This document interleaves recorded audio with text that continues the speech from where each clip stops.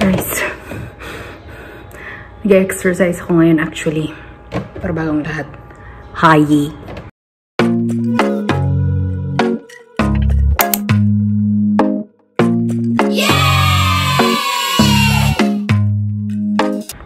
So, nag-exercise ako. Mahataw na ako sa exercise ko eh. Ano na ako, 40 minutes na ako sa exercise ko. In between, pinapaikot ko yung labada ko. Tapos, may naramdaman ako. May something sa paa ko. Guys, yung sapatos ko nag-graduate na. Siguro 7 years ito ba? 7 years siguro ito. Itong shoes ko na ito. Naramdaman ko talaga siya, guys. As in. Gusto ko pa sana magtakbo-takbo kaso lang. Lumidikit siya sa ano. Ayoko ma-injured dahil dyan. Lagyan ko na lang siya eh. I-super glue ko na lang. May super glue ko dun sa kwarto. Tapos tapusin ko na lang yung labada ko. Nasa mood talaga ako tumakbo, guys. As in. Pero yung sapatos ko wala sa mood. Ang sapatos ko ang wala sa mood today. So, i-super glue ko siguro to. Tapos magdalawang rounds pa ako ng takbo. Right? Okay. Nandito yung ano ko, guys eh. Ito oh. Yung super glue ko. May ginlo kasi ako kahapon. Ano ba yung ginlo ko kahapon? Kawawa naman itong sapatos ko. Matagal na to siya, guys. As in. Usually, hindi ako nagtatagal ng... Ang ugali ko talaga, guys, is bumili ng shoes. Tapos, every bakasyon ko, binibigay ko. Ganun ang auntie nyo. Ganun ka ano ang auntie nyo kagastadora. Kahit ano pa yung brand na yan, binibigay ko yan. So, ito siya, for some reason, tumagal siya sa feeling ko. Tignan ko naman. Ewan ko, pwede ba to sa sapatos? Anyway, kung madidikit siya, that's good for me. At least I can still use it. So, habang tumutuyo to, gagamitin ko yung white shoes ko kasi nasa mood ako magtumakbo. Gamitin ko muna yung white ko na Adidas. And then also, umiikot pa naman kasi yung mga labada ko. Kaya, yeah. Alam mo yan, habang nasa mood ka, i-push mo talaga, guys, kasi minsan lang tayo magka-mood mag-exercise, right? Alam nyo ba, guys, kaka-upload ko kasi nung last vlog ko, yung basta last video before this. So, sobrang weak ko na mag-upload. So, I will try my best. I will do my best na mag-upload sa inyo every 2 days. Naka-adjust pa ako sa buhay ko, guys, kaya hindi ako nakaka-upload. Essential. So, ito muna yung gagamitin natin. Yung white duty shoes natin. So, nababad ko na sa Downy yung mga damit ko. Balikan ko na lang yon. I-prepare ko yung ingredients ng aking Choco Crinkles today. Kasi magpa-vlog tayo. Alam niyo ba, guys, na bentang-benta ang Choco Crinkles ng auntie nyo. Nag-attempt ako, isang beses lang ako gumawa. Tapos perfect kaagad siya. So, i-share ko sa inyo kung paano ko ginawa ang super easy na Choco Crinkles ko. Mabentang-mabenta sa madlang people, guys. So, ilalagay ko lang lahat ng ingredients dun sa sala. And yeah, I will show you my Choco Crinkles recipe. So, dito natin sa sala gagawin. Kasi maraming tao sa kusina ngayon. So, gagawa tayo ng Choco Crinkles ngayong araw. First of all, 1 cup cocoa powder. Medyo madami-daming cocoa powder ang kailangan natin sa crinkles natin. Alam niyo, guys, yung crinkles, very first ever crinkles na na-try ko is from Julie's Bake Shop. As in, sobrang nagustuhan ko siya. Pero as time goes by, yung mga crinkles na binibenta sa mga, like, ano tawag dyan? Sa mga bakery, nagiging generic siya. Like, since benta kasi nga siya, parang tinitipid yung ingredients. Tapos hanggang sa hindi ko na lang nagustuhan ang Choco Crinkles kasi hindi na siya, ano guys, like, hindi na siya ganun kasarap nung first time ko natikman. So, nung ginawa ko tong Choco Crinkles na to, ito yung gusto kong lasa ng Choco Crinkles. Kasi nga, di ba, pag personal lang na pagbibake, hindi mo talaga titipirin yung ingredients kasi nga gusto mo talagang malasahan yung sarap ng Choco Crinkles. Kaya, talagang full 1 cup ng cocoa powder. Alright, 2 cups of flour. Yeah. Saka sabi ng mga kasamahan ko dito, yung Choco Crinkles ko daw, pwede siyang pang business. Tapos yung cookies ko naman, perfect ko pa yung cookies ko. Siguro, pag hindi ako tatamarin mamaya, gagawa ko ng dough ng cookies ko. Tapos gagawa ko ng cookie. 3 teaspoons of baking powder. Where is our teaspoon? 1, 2. Tatawa ako guys kasi, diba ngayon mas marami akong supposed to be time na mag-bake. Kasi nga, morning shift, straight duty na ako lagi. Ngayon pa ako nawala ng time na mag-bake guys. Kasi nga, diba hindi ako sanay na mag-duty ng morning lang. Kasi feeling ko pagka uwi ko galing ng gabi, ng morning shift, parang konti na lang yung time ko. Kaya hindi ako nagbe-bake. Dami ko kasing gustong gawin. Mas lalo na ngayon bago ako dun sa trabaho ko. Minsan mas gusto ko mag-study tungkol dun sa trabaho ko. Kasi ang dami kong dapat aralin guys. Ako kasi yung tipo ng tao na as much as possible sa isang linggo dapat alam ko na lahat. Ayokong tumagal sa isang lugar na wala pa rin akong alam. So, ganun ako mag-pressure sa sarili ko. Okay, so after natin siya mamekos-mekos, 1 cup na naman tayo guys na white sugar. Gustong-gusto ko ito guys kasi yung nagagawa ng batch is madami. Yung sobrang dami yung nagagawa within 1 batch. Then 1/3 cup ng brown sugar. Then 4 na itlog. 4 na itlog as much as possible guys. Room temperature yung itlog nyo. So ang auntie niya ay hindi nakagawa ng room temperature na itlog. Kaya hindi siya. Medyo ano lang siya.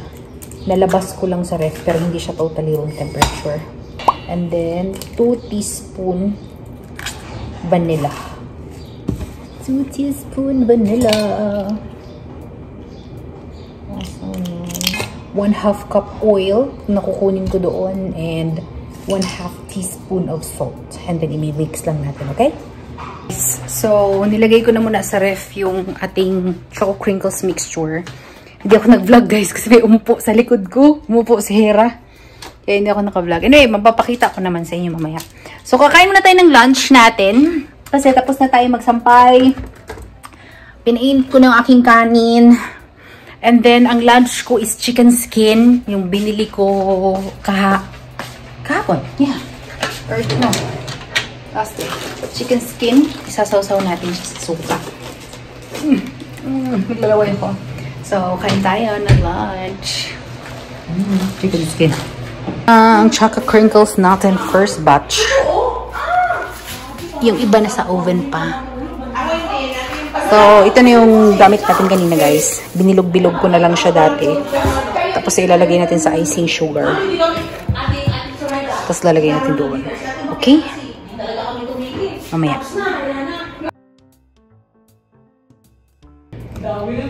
Yung student.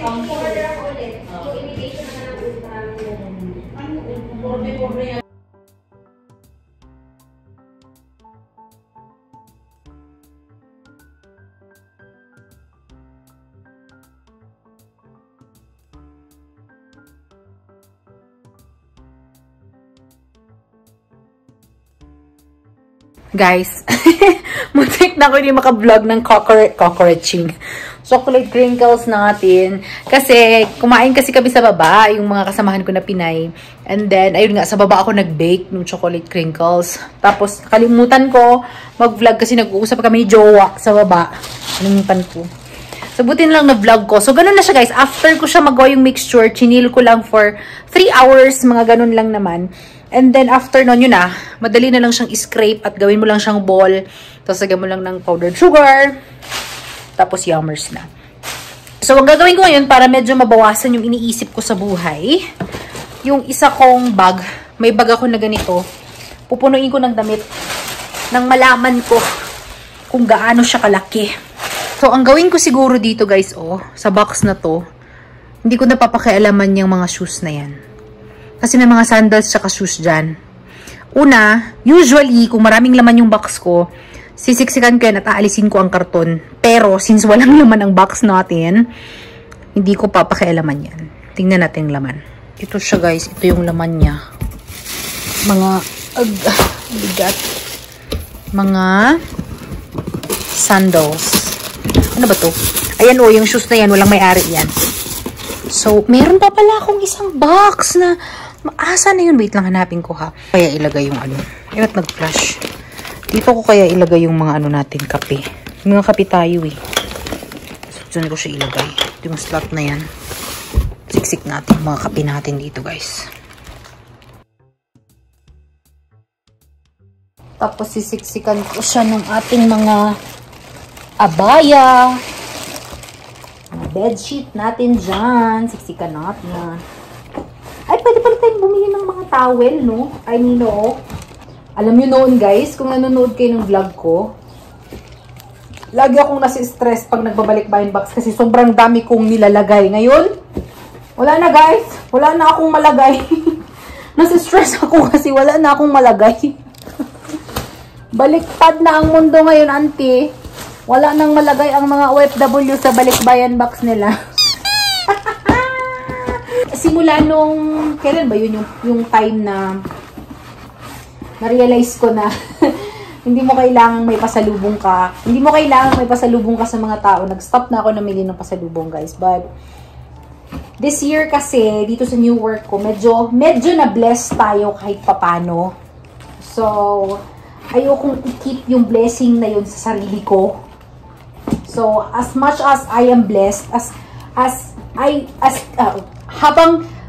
hindi na ako maka-English. Habang binibless ako ng Panginoon, patuloy akong magiging blessing to others din.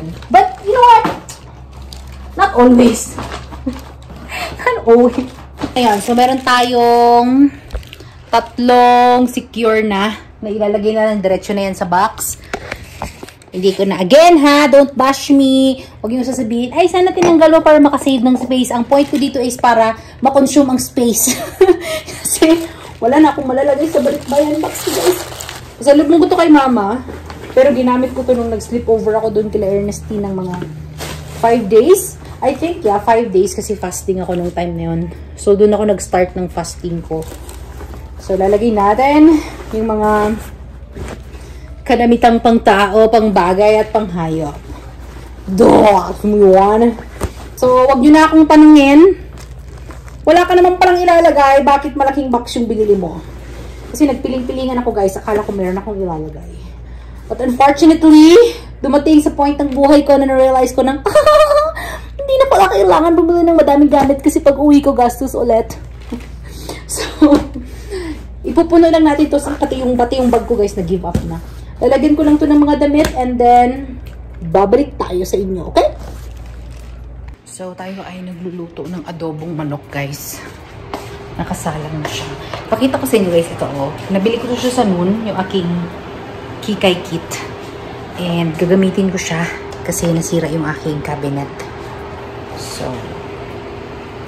oh. Ganyan.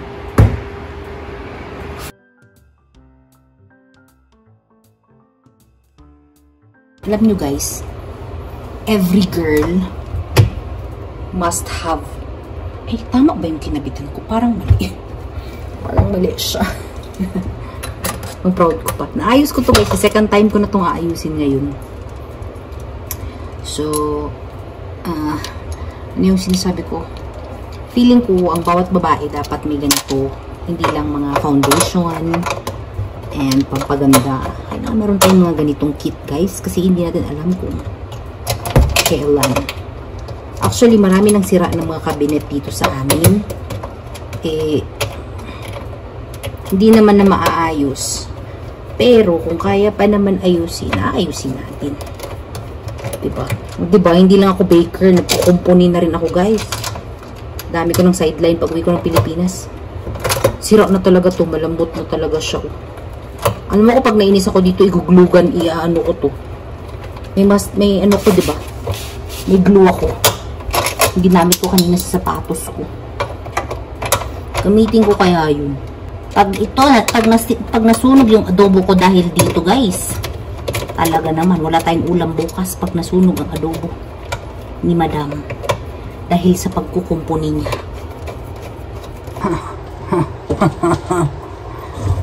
Akala niya, maiisahan niya ako, ah. Kaaway ko yung cabinet, guys. Akala ng cabinet, maiisahan niya ako, ah. Ay, naisahan niya nga ako, natanggal.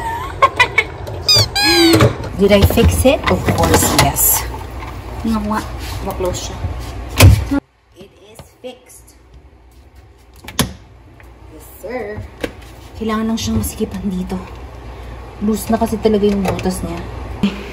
Mission accomplished. Nice. Perfect. Everything is good. See? This is the perfect Kikay kit. This is for daily survival. And it's yellow. So, I like it. The next day. Hi guys! So, break time ko. Mag-break muna tayo. Ngayon ko na kayo madadala sa trabaho ko kasi hindi ko kayo kayang dalahin sa ER. Kasi maraming pasyente doon. Dito, walang pasyente. Pero yung utak ko lusaw na. Nalusaw na ang utak ko guys. Nalusaw na siya. So, I'll just make my coffee. And then, I will do my best na tapusin to. Pero hindi ko sure kung matatapos ko. Kasi nga, mahina pa ako guys. Like, hindi pa ako ganun kagaling gumawa ng plano sa mga bagay-bagay. But, yeah. Dadaanan ng mata ko nito. Tapos meron akong isa na gustong gawin ngayon. Yes. So, I still have like 3 hours to study my work. Honestly guys, sasabihin ko sa inyo, nagsa-struggle talaga ako ngayon. Kasi nga, sobrang iba siya sa work ko araw-araw. But, you know, hindi tayo lalagay ng Diyos sa posisyon na ito kung alam ng Diyos na mapapahamak lang ako. So, gagawa lang ako ng kape at tayo ay magsisimulang mag-isip, mag-brainstorm. Kasi guys, meron kasi kaming tinatawag na si Bahi. Ito siya yung malaking visit sa ospital. And sa kaswerte-swerte ko, mapapatong siya sa akin. So, kailangan kong daanan yon para ma-familiarize ko at ma-prepare ko yung mga documents na kailangan. Tapos, katatapos lang nung last ay ka-visit namin na kailangan ko rin gumawa ng aksyon. Nagawa naman ni Ate Venice ng mga aksyon. Ako lang kailangan mag-follow through dun sa actions na yun. And medyo nahihirapan ako kasi nga hindi pa ako kilala ng mga ibang departments. Kaya kanina, nag-rounds ako. Sinabihan ako ng isa, anong ginagawa mo, sister? Hindi niya alam, nag-rounds ako. Gusto ko mag-check kung yung mga checklist niya na-update niya ba. Anyway, so gagawin lang ako ng coffee guys and then I will do my work. Ayan. Ito yung office ko. Wala na akong kasama actually. Yung isa kong kasama na Saudi. Wait lang. Magpainit nga ako ng tubig. Umuwi kasi ako sa bahay. Kasi gusto kong tapusin yung mga pinangdala ko ng mga trabaho. Marami akong dinala na trabaho eh. Pero hindi ko naman nagagawa sa bahay. Yung mga pinangdala ko na trabaho. Dito ko na lang siya gagawin. Kagabi, late na ako natulog kasi nagtapos ako ng trabaho. I mean, hindi siya trabaho. I mean, for myself ba? Marami akong gustong i-familiarize, guys. Para,